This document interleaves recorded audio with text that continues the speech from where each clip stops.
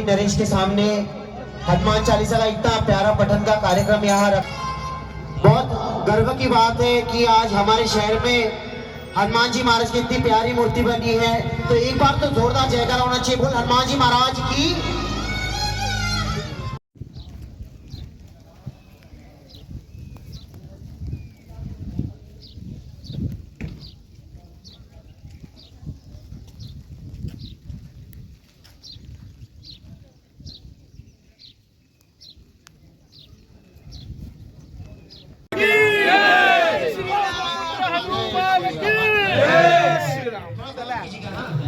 जय श्री राम। जय श्री राम। अपना अपना स्थान ग्रहण करें। अच्छा ये हाँ सभी से व्यवस्था बनाए रखें। हिंदू है हिंदू हम बस राम की बात करें। हिंदू है हिंदू हम बस राम की बात करें। हिंदू है हिंदू हम बस राम की बात करें। अच्छा, राम की बात करने में कोई आपको शर्म है क्या? नहीं है, क्योंकि टोपी पहनने वालों को टोपी पहनने में शर्म नहीं है। हमको राम बोलने में क्या शर्म है और हमारे धर्म की इज्जत करने में क्या शर्म है?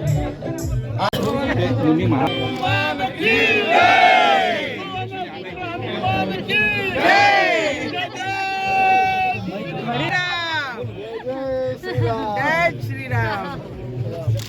अच्छा ये साथ में किसका देने आए हैं? साथ में किसका देना है? उद्धव ठाकरे रामरक्षा पठण करणार आहे, तर तुम्ही देखील या ठिकाणी हनुमान चालीसा पठण करा. तुम्हाला नेमकं यातून काय मेसेज द्यायचा आहे? मला फक्त एवढंच मेसेज द्यायचा आहे, हनुमान चालीसा आम्ही रोजच वाचतो, आमच्यासाठी काही नवीन नाही हनुमान चालीसा.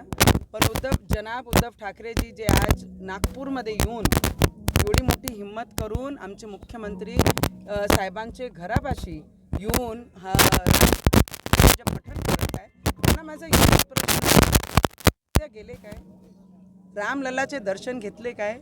फक्त जे नौटंकी आणि जे ढोंगीपणा करत आहे राम रक्षाचे नावाने, त्यांना एक प्रश्न आहे. आमचे मुख्यमंत्री साहेबांनी म्हटलं की मी त्यांचं स्वागतच करतो, राम रक्षा कोणी करत असेल तर मी त्यांचं स्वागतच करणार आहे.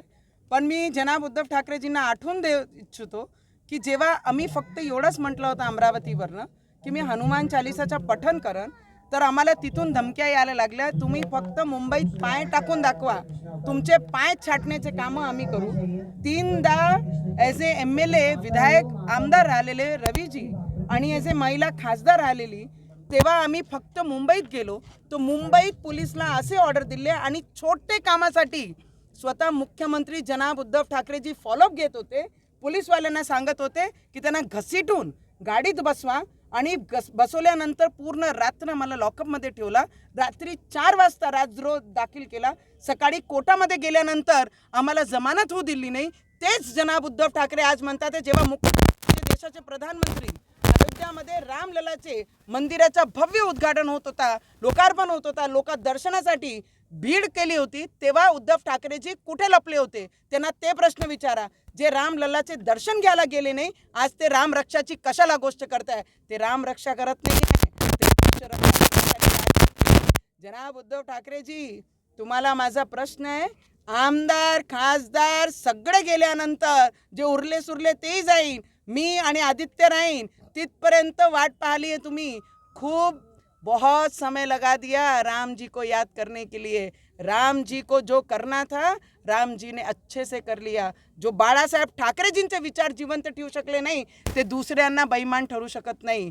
आणि यांनी कटप्प्यासारखं आमचे मुख्यमंत्री साहेबांचे पाठीत खंजर खुपसण्याचं काम जनाब उद्धव ठाकरेजींनी केला होता. आणि आज आणि आम्ही कोणीच नाही त्यांना काहीच बोलणार आहे. पूर्ण महाराष्ट्रीय जनताने त्यांना दाखवून दिली की त्यांची कोणत्या लेवलवर ते स्टँड करतात. पूर्ण विधानसभामध्ये साफ झाले आणि जेवढे उरले ते सगळे सोडून चालले गेले की जनाब सोबत आम्हाला राहायचं नाही आहे, आम्हाला राम भक्तांसोबत राहायचं आहे. तर आज सगळे राम भक्त आमचे देवेंद्र फडणवीसजींचे पाठीशी आहे आणि त्यांच्या सोबत उभे आहे.